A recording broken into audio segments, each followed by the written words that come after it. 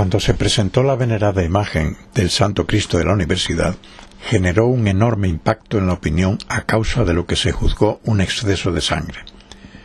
Frecuentemente recibimos visitas tanto de fieles como de curiosos que se espantan o se sienten incomodados por una realidad tan cruenta. Verdaderamente lo que está representado en nuestro Cristo sindónico es un mapa de heridas y sangre en todo semejante a lo que se puede apreciar en la Sábana Santa de Turín, completado, eso sí, con la información que ofrece el Santo Sudario de Oviedo. Sabemos que Jesús permaneció consciente hasta el último momento de su pasión, como se deduce del hecho de pronunciar las 7 palabras que recogen los Evangelios estando clavado en la cruz. Sabemos igualmente que la conciencia del ser humano se desvanece a partir de la pérdida de 1,5 o 2 litros de sangre, dependiendo de las circunstancias en que se produzca la hemorragia. Como se ha realizado con rigor científico, sabemos también que el profesor Miñarro ha utilizado en la imagen exactamente 25 centilitros de pigmento, o sea, 1/4 de litro. Aproximadamente 7 veces menos de la sangre que cubriría a Jesús en la cruz.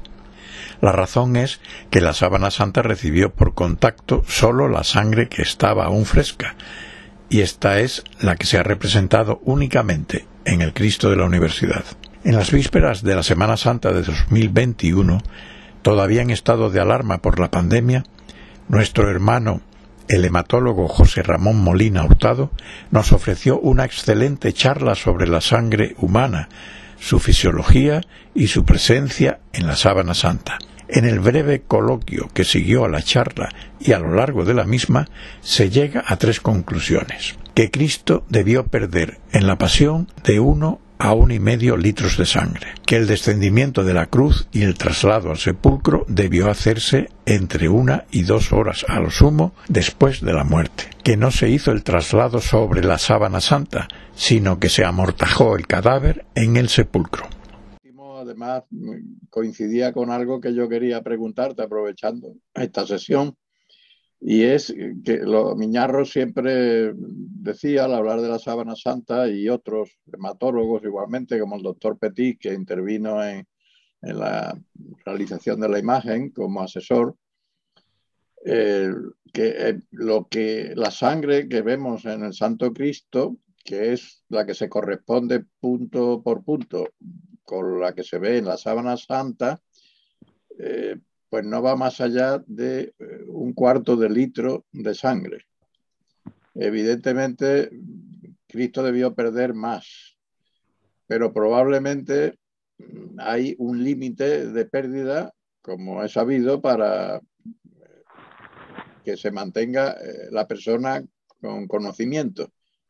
Porque me parece que se pueden perder hasta, no sé si son 2 litros, tú me corriges. La pérdida de conocimiento, sí. Claro, esto depende básicamente de 2 cuestiones. En primer lugar, la velocidad a la que se pierde la sangre, y en segundo lugar, la cantidad de sangre que se pierde. Está claro que nosotros generalmente, que tenemos 14, 13 y medio, 15 de hemoglobina, si pasamos a una hemoglobina de 7 en cuestión de 2 horas, realmente lo vamos a pasar mal, porque el organismo no lo tenemos adaptado a esas condiciones. Muy típico, por ejemplo, las mujeres que con la menstruación progresivamente van perdiendo cada mes un poquito de sangre y no terminan de recuperar, en alguna ocasión aparece la consulta con 6,5, 7 de hemoglobina y están perfectamente adaptadas. Es decir, la velocidad de instauración es muy importante. Y en este caso estamos hablando aquí de una velocidad de instauración de unas 24 horas o incluso probablemente menos, ¿no? 24 horas sin contar un poco lo que es el sufrimiento también del huerto de los olivos y la hematohidrosis de la que no he hablado, ¿no? Que es un poco la sudoración de sangre que, bueno, se produce en algunas situaciones extremas, ¿no? Efectivamente, probablemente se perdió más sangre, ¿no? Se perdió más sangre. Yo creo que 1 litro, 1,5 litros en esas 24 horas que se hubiera perdido, probablemente hubiese tenido capacidad de mantener todavía las constantes vitales en condiciones, ¿no?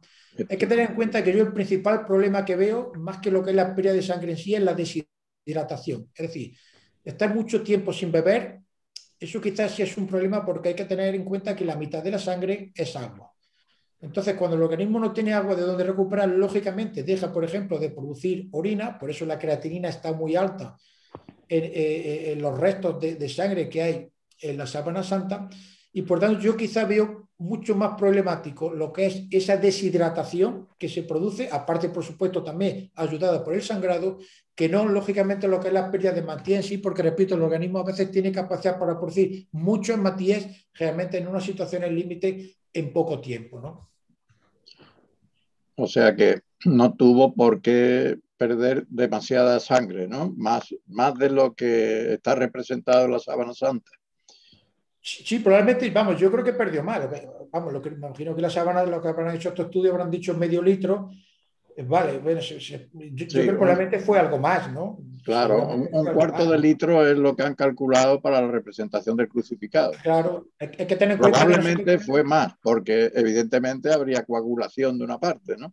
Claro, por eso. Y muchas otras probablemente no quedó tampoco recogida de la sábana, es decir, algunas veces probablemente alguna iba goteando, ¿no? Claro. Lógicamente, por ejemplo, la zona de los brazos. La zona de los latigazos, pues probablemente algunos latigazos bien dados en zonas de gran vascularización, pues a veces también producen lo que es la pérdida un poco, muchas veces por ese goteo, ¿no? Sí.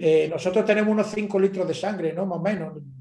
Perder probablemente 1,5 puede ser aceptable y yo, vamos, sin hacerse mucho estudio, probablemente calculo que es lo que se podría haber perdido en este caso, ¿no? Sí. Y en relación con esto, hay un dato muy interesante. Claro, para que la sangre impregne a la sábana, pues ha de estar fresca, no coagulada. Entonces, eso nos permitiría calcular un poco el tiempo que pasa desde la muerte del hombre de la sábana santa hasta que es envuelto en la sábana. Eso es lo que quería plantearte, por si podemos sacar alguna idea. Eso probablemente no tuvo que ser mucho tiempo, es decir, no tuvo que ser mucho tiempo. Hay que tener en cuenta también una cuestión que siempre es interesante, que es cuando hay una agresión tan importante desde el punto de vista de heridas en un organismo, la coagulación también en ocasiones se gasta. Es decir, en ocasiones se produce lo que es una deficiencia de coagulación, lo que se llama una coagulopatía de consumo, ¿no? Habría que estudiar este caso quizá un poquito más en profundidad porque es probable que algo de eso también pudiese haber. Es decir, si necesitamos muchos factores de coagulación para ir tapando prácticamente todas las heridas, en un momento determinado estos factores se van gastando muy rápidamente y que el hígado los pueda producir. Y aquí tenemos grandes heridas donde se requieren grandes cantidades de factores de coagulación para taponarlas. Por ejemplo, la herida de los clavos, ¿no? Entonces, esto hace que muchas heridas tengan más dificultad para coagular de la cuenta, ¿no? Pero yo no creo que pasase realmente mucho tiempo desde que muriese la cruz hasta que fuese depositado en el sudario, ¿no?